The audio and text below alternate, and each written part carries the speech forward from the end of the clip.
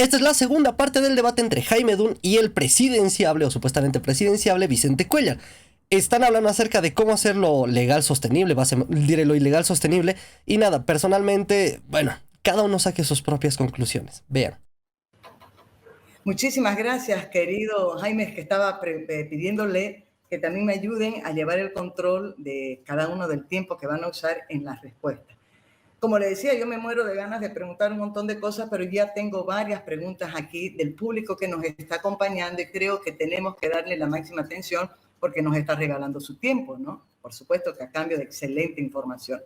A propósito de lo que estaba diciendo también Jaime, hay una primera pregunta, por favor, para Vicente, sobre medidas anticorrupción. Dice, ¿cuál es la opinión que tiene usted sobre la falsedad en los datos que proporciona la mayoría de la gente en cuanto a sus finanzas? Y ahí yo le voy a agregar alguna cosita, ¿no? No todo es culpa, aunque la culpa mayor puede ser la del gobierno, que es prácticamente el Estado aquí en Bolivia. No todo es culpa, también hay unas responsabilidades de la población.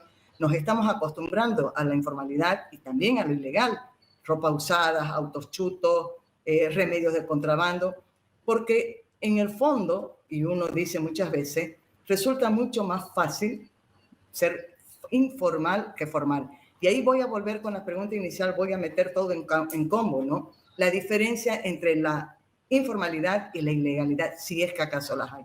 Vicente, por favor, 2 minutos para su respuesta, porque ya tengo para Jaime y ya tengo para Eduardo también preguntas. Correcto, ahora sí. Yo le decía de que todo tiene que ver con la ausencia del Estado.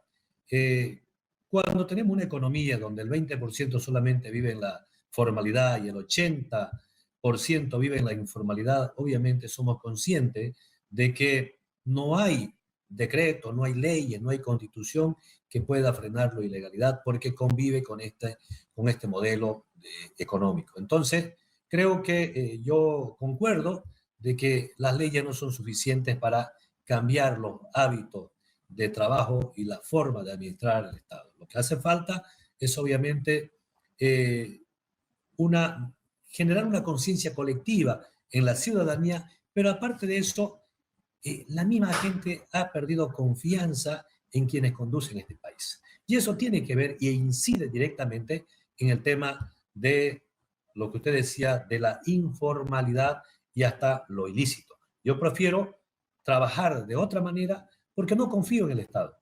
No tengo la garantía del Estado que me pueda proteger, pero al mismo tiempo también no tengo la seguridad jurídica que me permita o que me proteja en mis actividades que yo desarrollo cotidianamente. Muchísimas gracias, querido Vicente. Tengo también una pregunta. Vayan tomando notas. Yo estoy tomando nota de las cosas que digo. Ya quisiera repreguntar, pero no. Me voy a quedar después hablando más que los expositores, ¿no? Para Eduardo, querido Eduardo, por favor. Dice uno de nuestros escuchas, dice que Eduardo sobreestima los ingresos por el narcotráfico. Hay que ver el dato de las hectáreas sembradas, la producción en toneladas de coca por hectárea y el coeficiente técnico de coca a cocaína. Si bien el narcotráfico es un problema muy grande, su impacto en la economía es entre 1.500 y 2.000 millones de dólares anuales, según nuestro compañero, el compañero que nos está escuchando. Eduardo, por favor, 2 minutos para responder a este comentario. Gracias por la pregunta. Miren, hace varias décadas que este debate se ha dado y que generalmente el debate ha sido entre aquellos economistas que, como usted dice, exageran el impacto y aquellos que lo minimizan, ¿no? Yo creo que particularmente en un contexto donde países tienen una caída dramática en sus exportaciones lícitas, ¿no? Y sobre todo cuando hay una caída particularmente en la exportación principal del país, en el caso nuestro es el gas natural, la relación con las exportaciones ilícitas tiende a crecer. Ese es precisamente lo que el The Economist señala sobre el caso colombiano, que es al que me referí.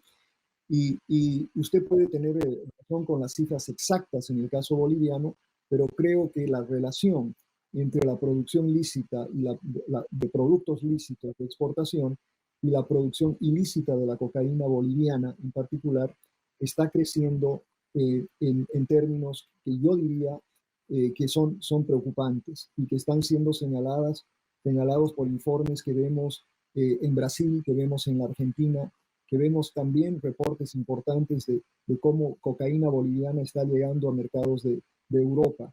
Creo que no tenemos unos estudios muy, no voy a decir serios, pero estudios que han hecho el trabajo lo suficientemente riguroso para medir ese impacto.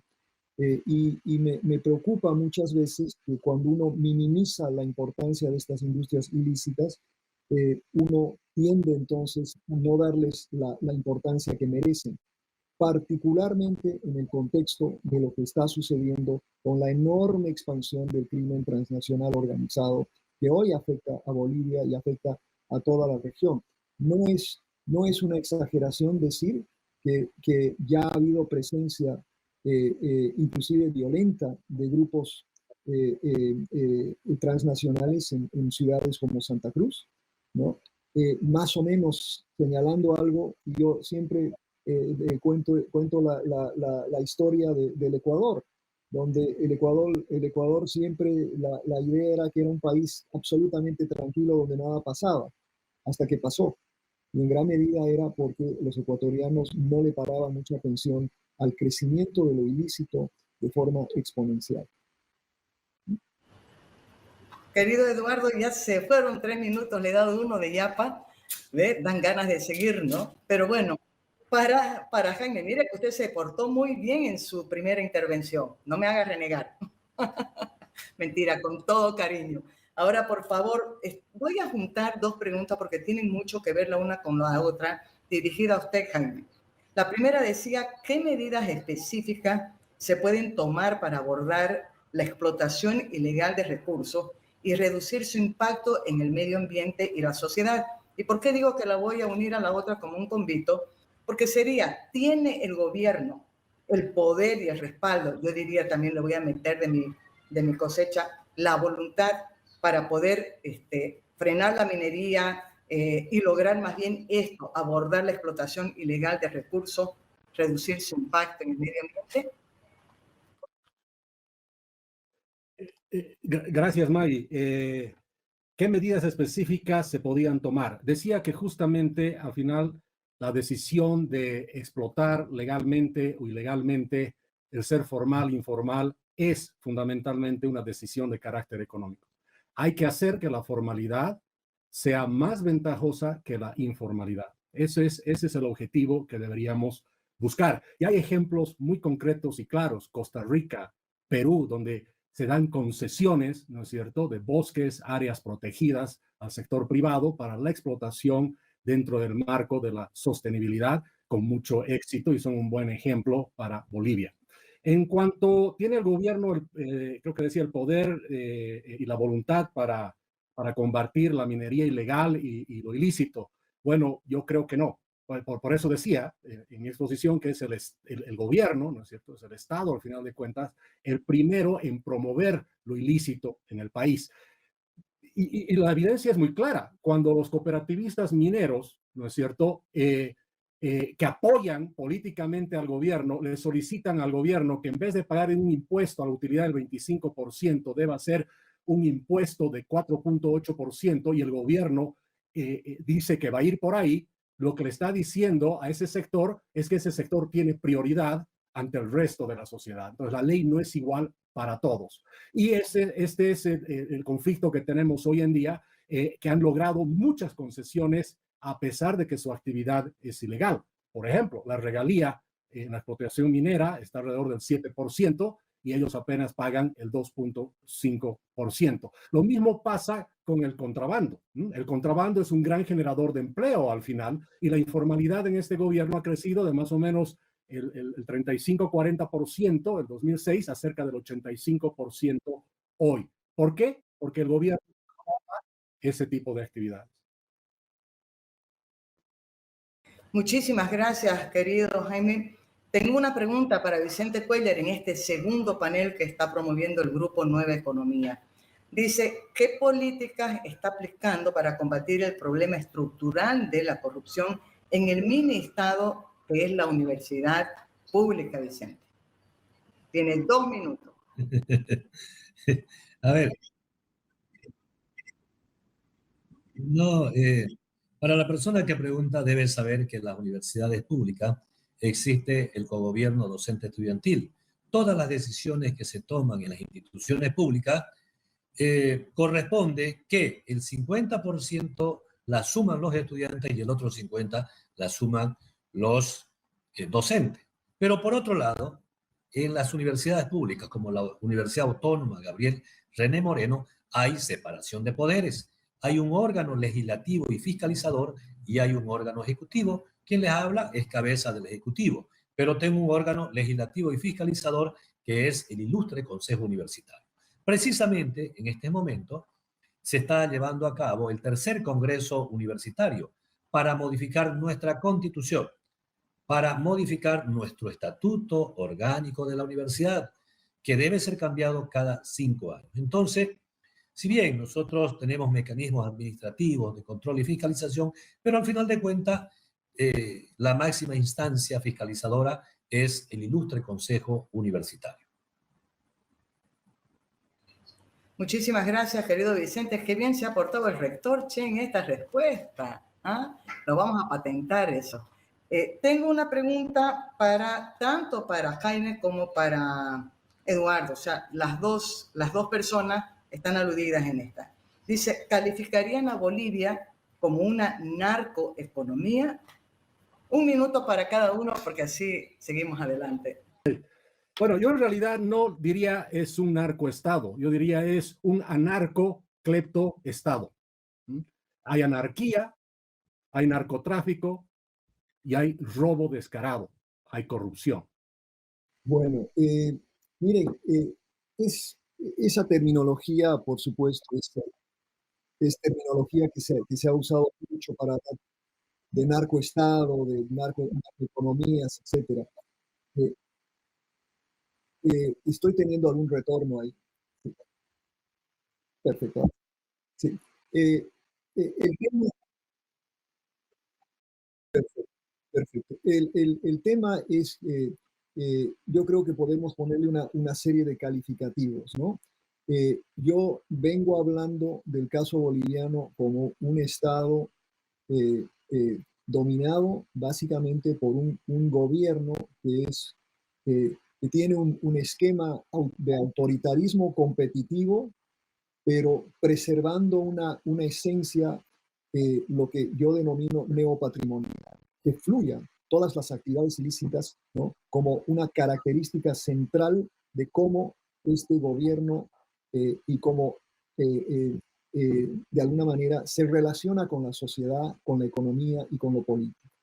Y esa dimensión que es extraordinariamente clientelar, ¿no?, y que gira en torno a un partido único, aunque dividido, ¿no?, es una parte fundamental del problema que tiene Bolivia hoy. Y la tendencia entonces es cada vez más hacia la dependencia enorme sobre la exportación de productos ilícitos, sean productos ilícitos de minería o de cocaína. Yo creo que la demanda por la cocaína es grande, ¿no?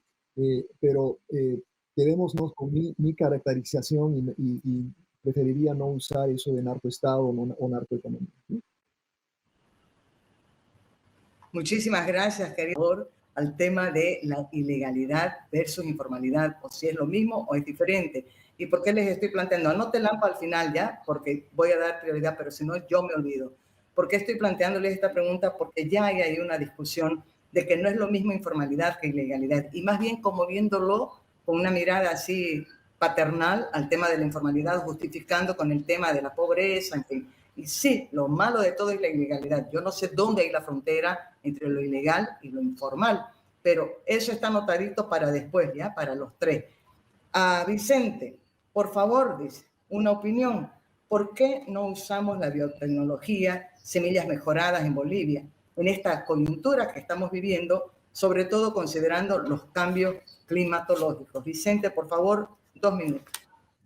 Sencillamente porque el gobierno se ha convertido en el principal enemigo del sector productivo.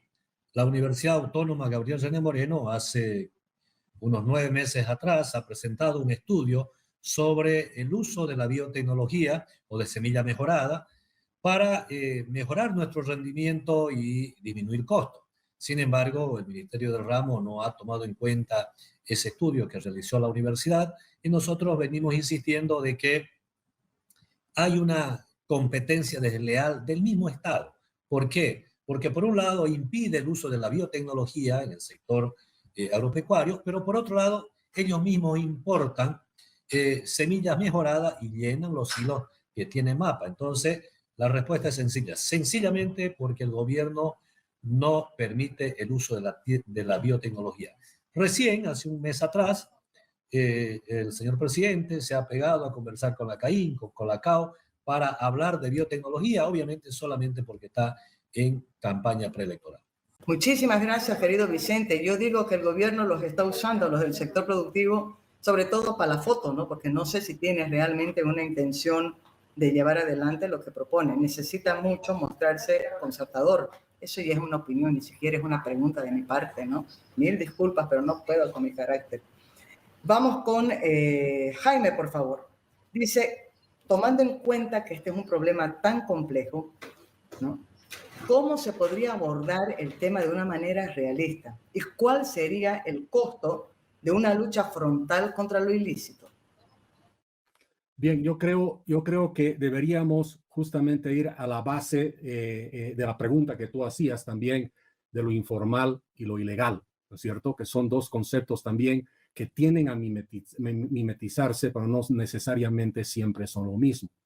Tú vas a tener dentro de informalidad actividades reñidas contra la ley, por supuesto, y vas a tener actividades que simplemente significan el no cumplimiento de alguna obligación formal que se tiene contra la ley. La señora que está vendiendo caramelos en la esquina está en una actividad seguramente altamente informal, pero no necesariamente está contra la ley en el ámbito penal, por ejemplo, como aquel que está traficando, ¿no es cierto?, drogas. Valga la aclaración que la ilegalidad también es una forma de informalidad. Ahora, yo decía, debemos empezar por desmontar estas leyes que son excesivamente prohibitivas.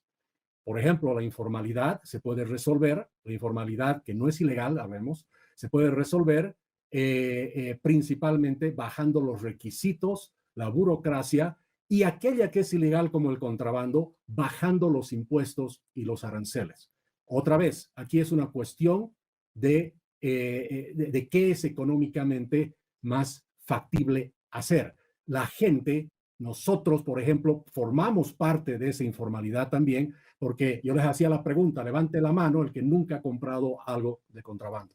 El contrabando, los productos de contrabando existen porque existe una demanda muy grande y son decisiones económicas. Los compradores buscan algo barato y los vendedores tratan en este caso, el contrabando trata de satisfacer esa demanda. El momento que el costo del contrabando, porque tiene su costo, es igual o es, perdón, si el costo de la formalidad es igual a la del contrabando, el contrabando automáticamente va a desaparecer. No podemos resolver todos los problemas de golpe, pero empecemos con el contrabando. Muchísimas gracias, Jaime. Claro, la pregunta y la repregunta, pero va a quedar para después, es el costo social que tendría una medida radical de decir, perfecto, de aquí a 3 meses, nada de informalidad, cero ilegalidad, Amalayan, ¿no? Pero digo, ¿cuál sería el costo? Para Eduardo, por favor, y voy a juntar dos en una porque también tiene mucho que ver la una con la otra. La pregunta cortita es, ¿cuál es la dimensión real de la economía ilícita en América Latina? Pero también esto va casado con otro comentario que le piden a Eduardo, es frente a la realidad que se está presentando en cada uno de los países y no solamente en Bolivia, por estos ingresos que representa la ilegalidad, específicamente del narcotráfico, ¿cómo abordar de una manera, también está la palabra realista el tema?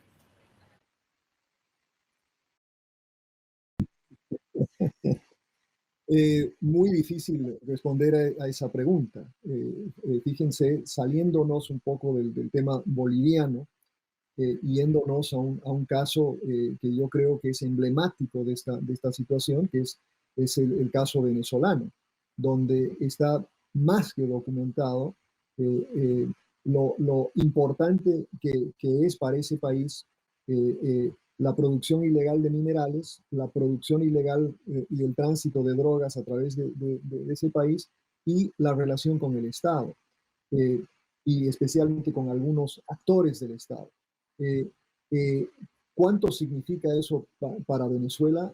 Pues hay números extraordinarios que no creo que exageran la importancia de esa situación. Eh, ¿Es Colombia el futuro de otros países? Para muchos, muchos piensan que sí. Yo me encuentro entre ellos porque pienso que particularmente con esquemas de este autoritarismo competitivo neopatrimonial al que me refiero, cuando esos esquemas no son de alguna manera modificados y donde no tenemos un retorno a un Estado de Derecho que pueda limitar precisamente las cosas que decía Jaime, ¿no? O que decía el rector. Yo creo que bajo este contexto, pedirle a los mismos actores que están involucrados en esos negocios como parte de los gobiernos que dirigen, es muy difícil pensar en que va a haber un cambio a mediano o corto plazo. Muchísimas gracias, querido Eduardo. Tengo ahora preguntas para Vicente. Dice, a ver, la corrupción y el modelo económico que está rigiendo en este momento en el país ha cambiado en cuanto el tiempo, por el tiempo transcurrido, ¿no? ¿Con qué medida? ¿O siempre ha sido así? ¿Qué es lo que hace diferente si hablamos de modelo económico vinculado con el tema de la corrupción, que ha sido una constante en cada una de las intervenciones que han tenido ustedes tres? Vicente, por favor, 2 minutos. A ver, yo decía al inicio que yo visualizaba 4 momentos históricos que tuvieron incidencia en la economía nacional. Hablaba de la época del 52, después el tema del 21060, el 94 con el tema de la capitalización, pero en esos 3 momentos históricos creo que nunca se vivió con mayor crudeza y fuerza el tema de la desinstitucionalización. Y este tema, este concepto que lo hemos machacado muchas veces, tiene que ver con la forma corporativa de decisiones políticas. Es decir, no depende a veces de un ministro, no depende de la cabeza de una institución, ni siquiera a veces del presidente para tomar algunas decisiones, sino que son esos cuerpos corporativos como los interculturales, como los mineros, como los cocaleros, quienes al final de cuentas, a fuerza de presión, llegan a torcer la ley, y obviamente un gobierno que busca siempre una ventaja política por encima del bienestar colectivo termina cediendo. Entonces, nunca antes creo que se ha visto tanta corrupción como en este gobierno. Yo apuntaba hace un momento y miraba que había 72 casos emblemáticos de corrupción, empezando desde el Fondo Indígena, las barcazas chinas, el tema de los misiles, el caso Zapata, 72 casos. Ustedes lo que está diciendo el rector, claro, de repente cuando lo escucho me surge la pregunta en función a lo que han dicho, ¿no? ¿Corporativo es solamente los sectores o los actores que estamos viendo ahora? ¿O había también una presión de estos sectores corporativos, pero ya hablando de empresarios, empresarial, bancos, en los anteriores gobiernos? Eso que quede, por favor, como pregunta pendiente, porque no saben la cantidad de preguntas que me están llegando y no me quiero apropiar de ellas. Tomen apunte ya, porque si nos da tiempo, vamos a comentar las preguntas que yo les estoy haciendo de contrabando. A ver, para Jaime, ¿cuáles son las 3 leyes que cambiaría de inicio para empezar a reducir este tema de la ilegalidad, de la informalidad, de todo lo que tiene que ver con lo ilícito? Y ahí va casada lo otro, ¿no? Si eso no se resuelve, si no hay medidas posibles, ¿Cuál es el camino que le queda a Bolivia o qué situación le toca enfrentar? Jaime, por favor. Bueno, yo no sería tan pesimista que no hay un camino y por eso insisto, lo que hay que hacer es cambiar las leyes de tal manera de que haya una presencia fundamental de las libertades individuales y por supuesto de la propiedad privada. Les decía, aquí lo que pasa es que estamos en una situación donde lo que es del Estado no es de nadie y lo que no es de nadie no se cuida. Entonces, esa es la situación que principalmente debemos solucionar. Y entonces las leyes, si tendríamos que ver cuáles iríamos para terminar con esta tragedia de los comunes que les decía, primero, inmediatamente, y creo que es fundamental porque es una injusticia muy grande, como les decía, ¿cómo es posible que el solar campesino, las tierras comunitarias, no sean realmente de propiedad de quienes las tienen? Porque para ser propietario de algo tienes que poder disfrutar, tienes que poder usar y tienes que poder transferir. Si no puedes hacer estas cosas, esas tres cosas, simplemente no eres dueño. Y volvería para atrás en la ley minera a las épocas, ¿no es cierto?, antes del 2013, donde en realidad las concesiones eran propiedad de alguien, ¿no es cierto? Pero a cambio de esa propiedad tenías que mantener esa propiedad, porque si era tuya y tú quemabas el bosque o si la propiedad minera usabas elementos como el mercurio y dañabas esa tu propiedad, pues valía menos, ¿no es cierto? Entonces creo que es fundamental, como les decía, temas de tenencia de propiedad, empezar con la ley minera, empezar con la ley forestal para hacerle ajustes en ese sentido y también fundamental para terminar, tiraría para abajo todas las leyes que son supuestamente para la lucha contra el contrabando, que en realidad lo único que hacen es fomentar y crear el contrabando. Muchísimas gracias, Jaime. Clarísimos los conceptos que están aquí compartiendo con nosotros nuestros tres panelistas de lujo, realmente este segundo panel que Vida Carola, promovido por el Grupo Nueva Economía. 30 años el Grupo Nueva Economía, lo vamos a recordar todo el tiempo. Y esta sonriente y feliz Carola, acompañando absolutamente todo. Miren ustedes la próxima. Dice, los panelistas coincidieron en la importancia de la cooperación internacional y el fortalecimiento institucional, la presencia de Bolivia también en ese contexto internacional. ¿Cuáles serían los pasos concretos que el gobierno y las organizaciones deberían tomar para mejorar la cooperación internacional y fortalecer las instituciones en Bolivia? ¿Con qué países, por ejemplo, se podría aportar o podría ser mejor ese camino? Todo esto en un contexto que ya sabemos, con muchas dificultades y muchos traspiés, yo digo, en la política, si es que hay una política exterior de parte de Bolivia. ¿Quién quiere responder? Me gustaría a mí, si podemos hacerlo en un minuto, me gustaría tener la visión de los tres, porque creo que es una pregunta muy amplia y después tiene que ver con los modelos que hay o los ejemplos positivos que uno puede decir, miren, es posible hacerlo esto. Pero primero a esta pregunta que es amplia. ¿Quién quiere comenzar? Eduardo, que está ahí pensativo. Jaime ha levantado la mano. Vamos, Jaime. Creo que es una respuesta que es bien larga, pero voy a entrar a dos temas bien precisos. La inversión extranjera directa en el mundo ha tenido un cambio fundamental los últimos años. Básicamente, si es que vemos, por ejemplo, para el año 2022-23, la inversión extranjera directa va justamente a los temas de sostenibilidad, a temas de cuidado con el medio ambiente, a temas de energías limpias. Los recursos están ahí. Por ejemplo, da mucha pena ver que Bolivia no ha sido siquiera, no ha tenido la iniciativa de entrar, por ejemplo, a este programa de energías limpias de la Unión Europea de 40.000 millones de euros para los países que estén dispuestos a cambiar su matriz energética por energía sostenible, energía limpia. Por ejemplo, tenemos muchas ONGs en el mundo, fundaciones que aprovecha Costa Rica, que aprovecha Perú y otros países que tienen concesiones de bosques donde estas ONGs pagan a esos concesionarios privados para que justamente cuiden el bosque. Es la propiedad privada, es la participación del Estado como regulador y es la participación de la comunidad internacional que hace que millones de hectáreas en el mundo sean protegidas con estos dineros que vienen de afuera. Hay gente en Costa Rica, yo tuve la oportunidad de conocer a un señor que tenía 1.000 hectáreas de protección y recibía mensualmente un pago para cuidar esas 1.000 hectáreas. Bien, bien. A ver, la pregunta decía con quiénes debemos relacionarnos nosotros. Creo que Bolivia, en primer lugar, tiene que ser un país serio. Y más allá de la posición política e ideológica, debe pensar en el bienestar de los bolivianos. Nosotros debemos pensar en un nuevo relacionamiento de Bolivia con el mundo.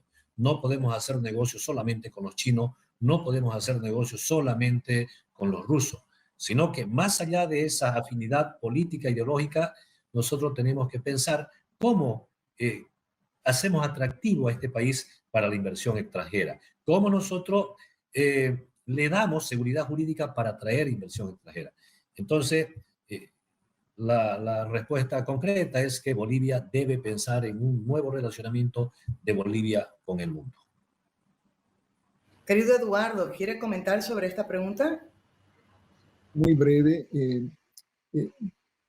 Coincido con Jaime y con el rector sobre la gran importancia que tiene precisamente la inversión directa externa, pero hay que ver hacia dónde está yendo la economía global.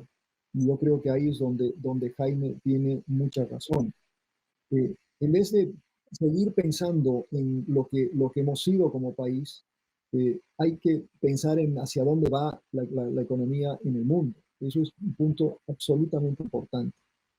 Y segundo, creo que hoy vivimos en un mundo muy complejo donde es absolutamente necesario tener relaciones con todos, sin excepción. Los buenos, los malos, los que no son tan buenos, los que no son tan malos, particularmente para países como Bolivia, que necesitan diversificar su economía a lo interno y diversificar sus exportaciones. Yo no creo que tener una dependencia tan grande como hoy tiene Bolivia sobre China, tanto en inversiones como en otras cosas, sea muy bueno a futuro. Pero más allá de eso, yo creo que debe preocupar las decisiones políticas que toma el gobierno relacionándose de manera, por ejemplo, en convenios, como convenios militares con Irán, romper relaciones con Israel en el contexto en el que estamos, profundizar relaciones con Rusia, defender la invasión de Ucrania, ¿no? Cosas que no nos benefician directamente como país y que más bien yo creo que minan la credibilidad del país precisamente para resolver los problemas que tenemos. Y mientras persista la situación hoy, y lo estamos viendo en otros países, ¿no? Hay una necesidad más bien de no tomar lados y de tratar de ser, ¿no?, muy proactivo respecto a posibles soluciones. Miren ustedes, este tema de las relaciones internacionales y de la atracción de capitales extranjeros está provocando serios problemas, ¿no? El viernes ya se está despidiendo la cooperación suiza, se va de Bolivia. Creo que salvo la cooperación española, todas las otras están en veremos y con mucha incertidumbre. Están enfocando sobre todo su mirada, su apoyo, su cooperación a África, a cualquier otro lado, pero ya no en lo que se refiere específicamente a Bolivia. A ver, tengo más preguntas acá. Había una muy relacionada a esta, después se la voy a hacer a Eduardo. Para Jaime, dice, usted mencionó que la desobediencia a la ley es común en Bolivia. ¿Cuáles serían las medidas específicas que podrían fortalecer el cumplimiento de las leyes en el país? Están ya pidiéndoles recetas concretas a nuestros panelistas, ¿no? Vamos. Bueno, yo creo, Maggie, que en realidad las leyes deben cumplir principios básicos, ¿no es cierto? Yo decía que básicamente las leyes deberían ser para proteger la vida, la libertad, la propiedad privada. Y por supuesto, habrá otras complementarias, porque necesitamos, por supuesto, un Estado que sea vigilante de las leyes, pero que no se den leyes para todo y de nada. Ese es el problema. Bolivia sufre una inflación de leyes.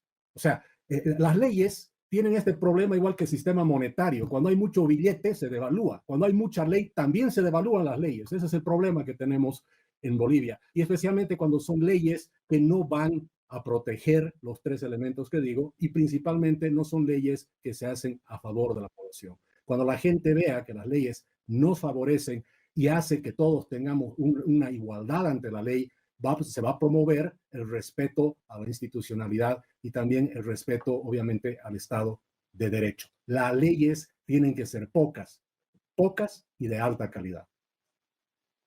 Miren, a propósito de este tema de las leyes, voy a aprovechar para meter aquí una preguntita. Las voy tratando de organizar más o menos, porque aquí ya estaba por decir otra, pero a propósito de lo que ha dicho Jaime. Y esta pregunta va para los tres, así que por favor les pido si pueden ser los más puntuales en la respuesta, porque tengo unas 10 preguntas aquí.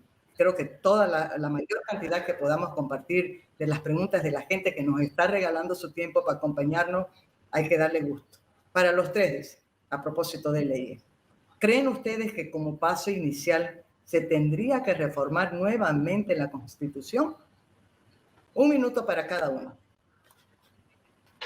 ¿Quién comienza? Vamos. Bien, a ver, es muy difícil que se pueda modificar la Constitución inmediatamente, ¿no? La Constitución permite muchas cosas y una de ellas es que se pueda modificar inclusive por iniciativa ciudadana y por iniciativa parlamentaria. Hay cosas que seguramente se pueden hacer en el marco de la Constitución, pero también hay cosas que se pueden hacer promulgando leyes que tiendan a darle, vuelvo a insistir, seguridad jurídica al ciudadano, al emprendimiento y al sector productivo. Yo comparto con Jaime de que no se trata de ir sacando leyes o modificar permanentemente la Constitución. Lo que se trata es de tener un gobierno serio que respete las leyes y que respete la Constitución. Sin duda alguna, lo que está diciendo Vicente tiene mucho que ver con lo que reflexionaba hace un momentito Jaime, ¿no? De nada sirve que se aprueben leyes o incluso que se reforme nuevamente la Constitución si el problema no está en los papeles, sino en que no se cumple lo que contienen esos papeles. Querido Jaime o Eduardo, ¿quién quiere hacer, por favor, el comentario? Un minuto sobre esto. ¿Se necesita o no reformar otra vez la Constitución para poner orden en este desorden, perdón? Caramba, están calladitos y tímidos mis panelistas ahora, ¿ah? No están aprovechando. ¿Cuál de los dos? 1 minuto. Sí. Yo pienso que en casi toda América Latina ha habido una etapa donde se reformó la Constitución para resolver problemas políticos del momento. Temas como cómo quedarme de presidente, cómo prolongar mandatos, cómo hacer... Cuando las constituciones se vuelven precisamente simplemente instrumentos de quienes gobiernan, las reformas no sirven para nada. Pero sí creo, y habiendo estudiado la Constitución boliviana un poco, quizás hoy estamos ante una necesidad urgente, si bien podríamos hablar de una reforma completa a la Constitución, ¿no? Y hay varias ideas ahí. Por lo menos creo que debería ser absolutamente una prioridad, una reforma profunda al sistema de justicia en Bolivia, que es quizás el talón de Aquiles que en este momento tiene el sistema boliviano. La gran dependencia de la justicia sobre el poder político hace que pues, no solo se deslegitime el gobierno actual, pero también se deslegitime cualquier cosa que pueda suceder en Bolivia. Muchísimas gracias, Eduardo. No sé si Jaime quiere complementar con una pregunta de Yapita a esto, ¿no? ¿Es posible pensar en esa reforma profunda considerando cuáles son en este momento las reglas del juego y también cuál es el equilibrio que hay en la representación política? O sea, ¿es posible o no? Considerando el gobierno que tenemos y también qué es lo que está pasando con todos los que se dicen opuestos al MAS, dispersos, confundidos y en un caos total, ¿no? Querido Jaime. Mira, Maggie, yo también, otra vez siendo optimista, tiene que ser posible. No podemos darnos el lujo de que las cosas continúen bajo las mismas reglas del juego. Justamente esta constitución de 2009 es una constitución que ha hecho que el Estado esté sobre la gente, y no al revés. El Estado es lo importante. Y el Estado, otra vez repito, se nos dice que somos todos, pero en realidad no es de nadie excepto de quienes gobiernan. Es un Estado secuestrado por quienes están en el poder coyunturalmente. Entonces hay que quitar el poder al Estado y el poder del Estado hay que repartirlo en las regiones y también en los individuos. Esta constitución lo que ha hecho es que las personas no sean importantes, sino lo que sea importante es el colectivismo. Y por eso es que todos estos grupos corporativos tienen mucho más presión y poder de cambio que el mismo poder legislativo o que cualquiera de nosotros. Esta constitución es al final la que nos ha dejado sin gas y al final la que nos ha dejado sin dólares, para ponerlo en términos sencillos. El cambio de la constitución va a ser necesario. Miren ustedes, una respuesta que no me la sospeché que iban a dar mis panelistas, pero me parece súper interesante. Hay una pregunta que no está dirigida específicamente para nadie, pero creo que tiene una importancia central, sobre todo por el nombre, el enfoque de este panel, que es el dilema de Bolivia entre lo ilícito versus lo sostenible. Y dice, ¿a qué países debemos mirar para modelar el futuro con un enfoque sostenible? ¿Dónde mirar? ¿Dónde hay un ejemplo interesante en el que se pueda también apoyar Bolivia? ¿Quién quiere dar una respuesta también interesante a esta pregunta? A ver, ¿quién levanta la mano? Nadie. Ah, ahí está, vamos, Jaime. Si quiere complementar también, por favor, Eduardo y Vicente, bienvenidos. Yo les voy a medir aquí el tiempo. Vamos. Mira, Maggie, no creo en seguir modelos, ¿no es cierto? O sea, en el sentido de seguir a los países, decir, nos volvamos como tal país. Porque cada país tiene sus propias costumbres, sus propias culturas, ¿no es cierto? Tiene sus propias formas de vida. Pero sí podemos seguir ciertos lineamientos que claramente son el camino a seguir. Por ejemplo, cualquiera puede decir, bueno, está comprobado, ¿no es cierto?, que los países en el índice de libertad económica de Heritage o de Fraser Institute, ¿no es cierto?, nos muestra que Singapur es el número 1, entonces seamos Singapur.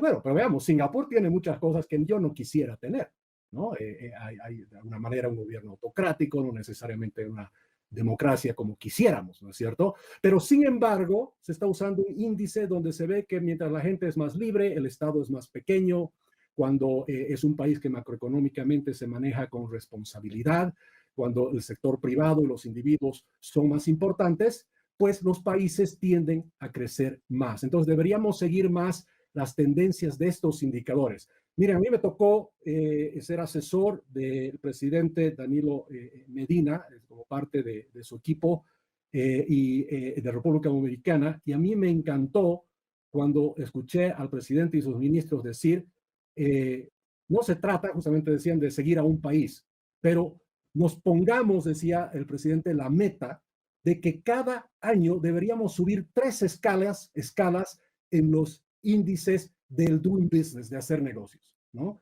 Y subir por lo menos 3 escalas en el índice de libertad económica. Así nos deberíamos medir como país y no seguir a un país como tal. Claro, medir, y creo que lo que menos se hace en Bolivia es medir, ¿no? Hace tiempo que uno no sabe, hablaban de la información del Banco Central de Bolivia, pero también uno puede pensar en lo que Bolivia no está haciendo. Lo que más falta son estadísticas de educación, de economía. Pero yo creo que lo que no quieren es medir para no tener la evidencia de que las cosas están mal, ¿no? Pero bueno, a propósito de esto, de mirar a otros países, hay una pregunta que está dirigida a Eduardo. O sea, ¿cómo están viendo los líderes del mundo lo que está ocurriendo ahora?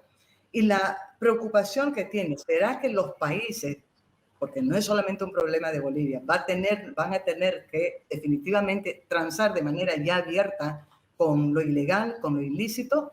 Y está poniendo como referencia lo que está ocurriendo, lo que ha ocurrido en México, Eduardo. 2 minutos. Primero, quiero simplemente compartir con Jaime que el PLD quería mucho a los bolivianos. Yo tuve la ocasión, como usted sabe, de asesorar a Leonel Fernández durante muchos años y a Danilo también. Y aprendí, al igual que tú, mucho de ese experimento dominicano, que sigue siendo, ¿no?, exitoso. Creo que el benchmarking es importante, no seguir modelos, pero sí benchmarking. Y en ese sentido, creo que sí hay que ver hacia dónde van las cosas, no hacia dónde habían estado, ¿no? Porque si continuamos con eso, pensando en el pasado, pues es imposible construir un futuro, ¿no? Respecto a lo que me acabas de preguntar, la verdad es que la imagen que uno construye de un país cuando lo ilícito domina al país es extraordinariamente difícil posteriormente de desconstruir. Y eso lo está viendo, lo estamos viendo de manera dramática en el norte de la región andina. Particularmente yo creo en el caso colombiano, por ejemplo, que demoraron tanto tiempo en limpiar una imagen así de narcodemocracia, ¿no? Demoraron años en hacerlo, para básicamente en el contexto de año y medio volver a tener una percepción exterior de profunda corrupción ligada al narcotráfico. Y en el caso boliviano, ¿no? Creo que esa imagen de Bolivia, que en algún momento fue muy, muy positiva internacionalmente, hoy en torno a diferentes actividades, pero particularmente diría yo, hacia esta tendencia cada vez mayor hacia el autoritarismo, ¿no?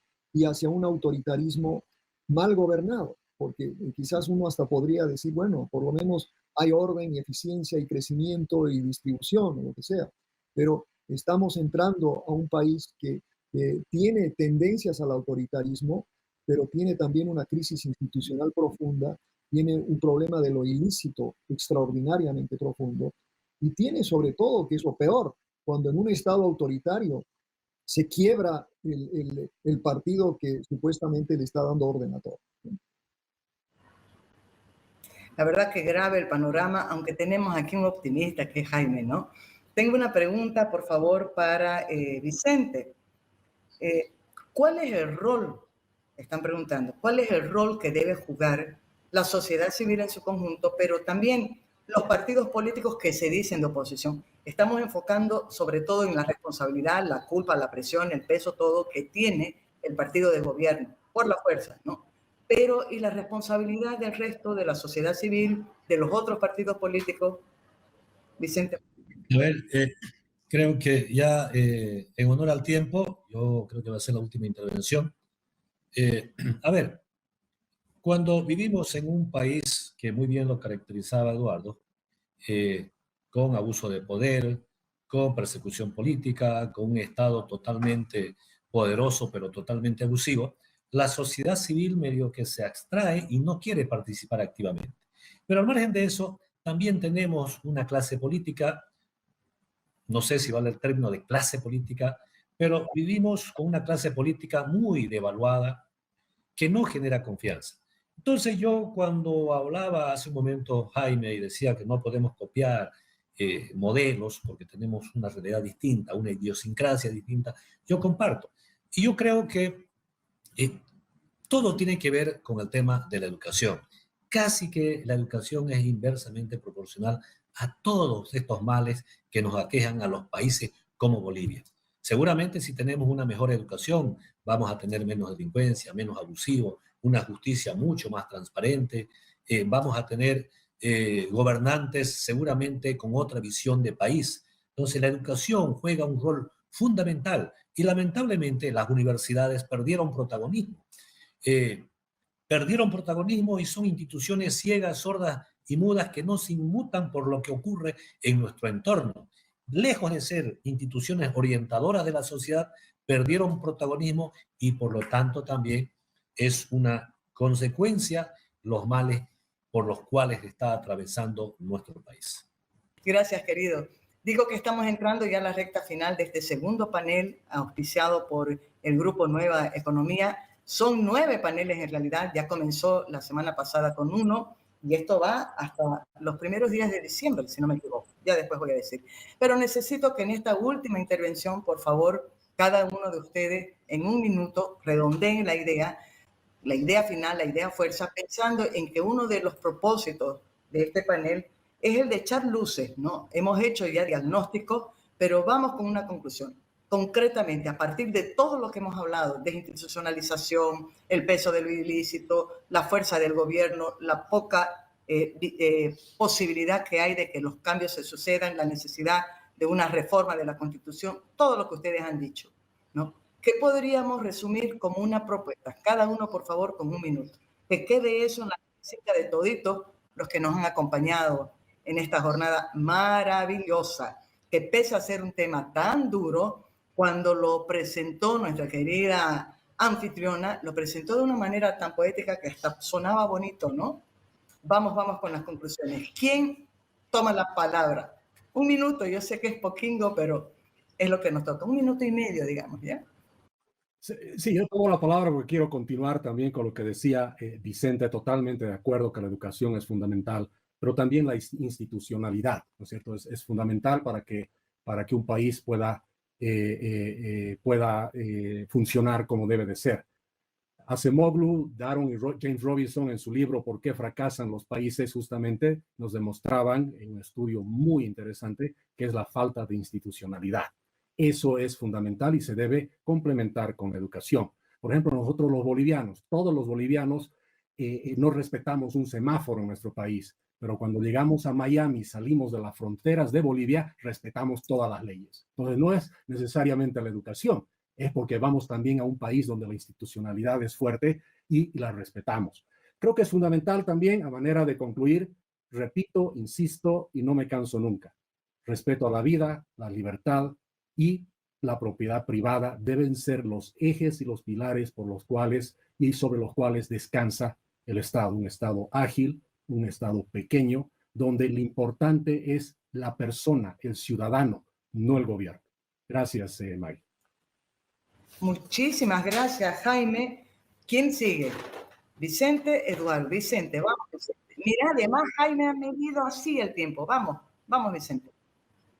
Yo quiero tocar tres elementos. Primero, la recuperación de la presencia y el rol del Estado que resguarde la democracia, la convivencia pacífica, que se acabe este tema de la persecución política a quienes piensan diferente.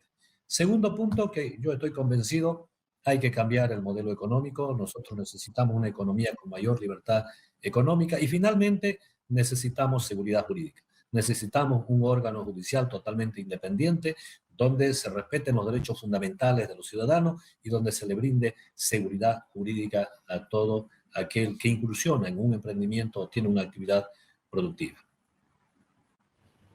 Muchísimas gracias. Vicente ha hecho honor a su carrera, ¿no? Ha economizado perfectamente el tiempo porque ha usado menos de 1 minuto.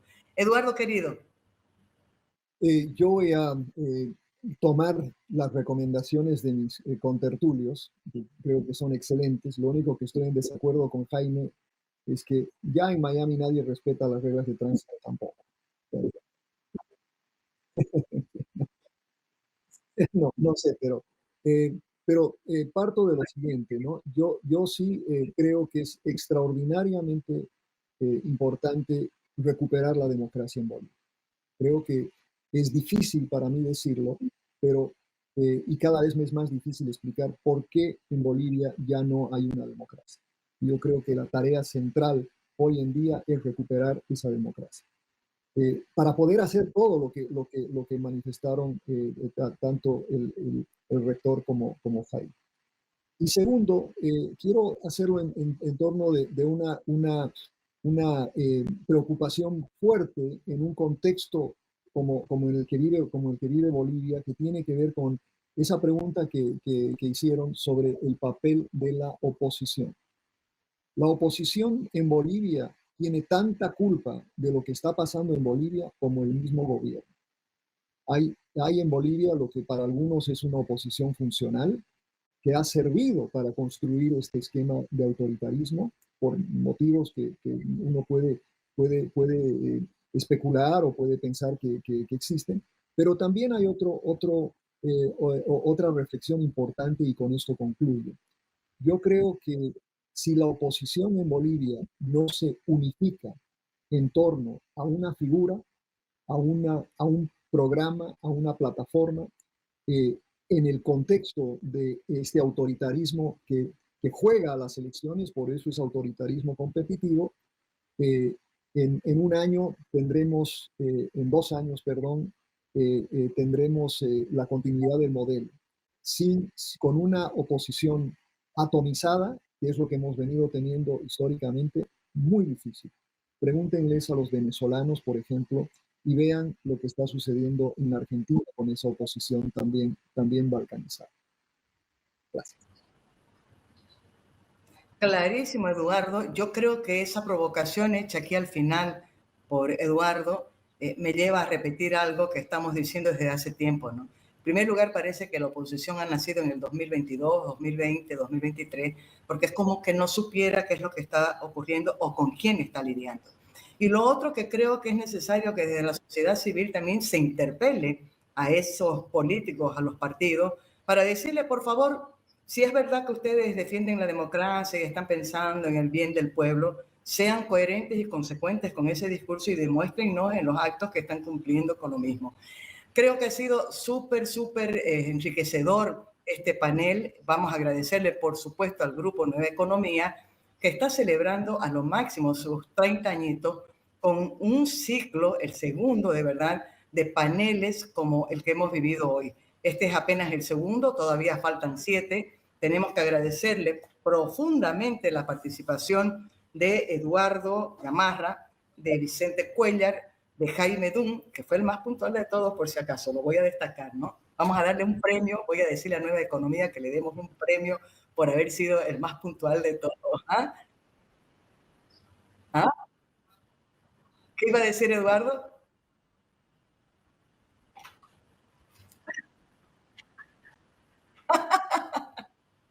Bueno, no sé si más peso tienen los británicos, los japoneses con el tema de la puntualidad, ¿no? Los japoneses son mortales en el tema de la puntualidad también. Pero bueno, quiero recordarles, sí, el próximo panel es el jueves 9 de noviembre a las 7 de la noche, tal como lo hemos hecho hoy, y van a ver también panelistas de primer nivel. Muchísimas gracias de nuevo. Miren ustedes, este ha sido el segundo panel de esta segunda edición de Modelando el Futuro. Hasta el nombre de la actividad es maravillosa, Modelando el Futuro. Lo organiza, lo difunde el Grupo Nueva Economía, como lo he dicho, celebrando sus 30 añitos. Muchísimas gracias a todos y en lo personal, muchísimas gracias a la gente del Grupo de Nueva Economía por haberme confiado la conducción, la moderación de este segundo panel. Abrazos a todos, que tengan un buen sueño esta noche. Sé que eso no lo digo hace bastante tiempo, pero realmente no es obligatorio seguir a una persona o idolatrar a alguien como Jaime Dunn. Pero, por otro lado, la verdad es que siento que sí ha destruido a Vicente Cuéllar. Siento que las ideas de Vicente Cuéllar están muy enfocadas en el nacionalismo, aunque él se hace llamar a sí mismo liberal. O, no sé, como que intenta enfocar su discurso en la parte liberal. Pero en el fondo, asumo, por lo que dice en el debate, que es realmente un discurso extremadamente populista para intentar apegarse o colgarse del triunfo de Javier Milei y de toda la popularidad que está recibiendo el liberalismo en los últimos meses y años, básicamente. Por otra parte, en el caso de su nacionalismo excesivo, siento que es parte del problema regionalista Camba. El regionalismo Camba realmente no es tan negativo si lo planteas de otra perspectiva. Yo que sé, una perspectiva más patriótica, si quieren verlo así. Pero muchos de los actores políticos Cambas han enfocado su nacionalismo o su regionalismo, en todo caso, en un espectro un poco más nacionalista y no tanto patriótico. Es decir, no confían en la libertad de sus ciudadanos. Ellos confían en la posibilidad de tener un Estado grande y fuerte. Entonces, realmente yo creo que esto demuestra que Vicente Cuéllar no solamente no es el candidato ideal, sino que más allá de ser el candidato, mucho más lejos de no ser el candidato ideal, es un candidato que podría provocar tantos problemas como lo ha hecho el movimiento al socialismo, porque recordemos que, sobre todo los periodos de Evo Morales, han sido periodos nacional-socialistas, muy cercanos al señor del bigote. En cambio, el único periodo que creo que va a tener Luis Arce ha sido un periodo más trotskista, socialista, maoísta, comunista, si quieren verlos, castrista, chavista, no sé, lo que quieran. Pero evidentemente no ha sido tan nacionalista, ha sido un poquito más libre en cuanto a fronteras, pero no sé, o sea, honestamente yo creo que el sistema de Vicente Cuéllar se acerca mucho más al de Evo Morales que al de Luis Arce Catacora, y obviamente ambos se alejan muchísimo, bueno, los tres se alejan muchísimo de Javier Milei, porque Javier Milei está poniendo un reglamento nuevo de cómo jugar en el comercio en Argentina. Y obviamente ese reglamento está enfocado en los valores liberales, es decir, libertad, propiedad, vida, el respeto a las instituciones, etcétera, etcétera. Creo que Vicente Cuéllar no tiene un discurso relacionado con eso, o al menos no entiende nada de economía austríaca, que es para mí el precepto básico de cualquier liberal. Nada, Eh, Me parece que ha sido un interesante debate, evidentemente. Me parece que Jaime está participando en debates cada vez más fuertes con presidenciables y tal, pero me parece que nadie le llega a los talones. Siéndoles honesto, creo que entre las figuras más fuertes que tenemos en el país está Jaime Dun, está Antonio Sarabia, está Mauricio Ríos García, eh, bueno, una serie de otros economistas. Bueno, no sé realmente, no sé, honestamente, creo que los tres son los más fuertes dentro de lo que sería la economía austríaca y dentro de la economía en realidad. Ahora, a nivel filosófico, evidentemente tenemos otros exponentes, pero yo creo que ahorita lo que se necesita en Bolivia es un cambio de paradigma económico sobre todo. En fin, si les gustó este debate y si les interesaría tener más debates con Jaime Duna a la cabeza, suscríbanse al canal, sigan a Jaime en todas sus redes, pueden seguirme a mí en todas mis redes, ¡bam! Son todas estas de aquí. Pueden donarme a través de este hermoso QR de aquí. Recuerden que aquí creemos en las donaciones voluntarias y jamás en los impuestos. Jamás en los impuestos. Nada. Suscríbanse al canal, síganme en todas mis redes. Y si no me agarran, nos vemos la próxima. Guapos. Chao, chao. De que tú nos avasalles, libertad es lo que el pueblo pide, mientras que el egoísmo y la avaricia te persiguen. El sol no se ha escondido ni la luna se ha escapado, solamente han sido cálculos.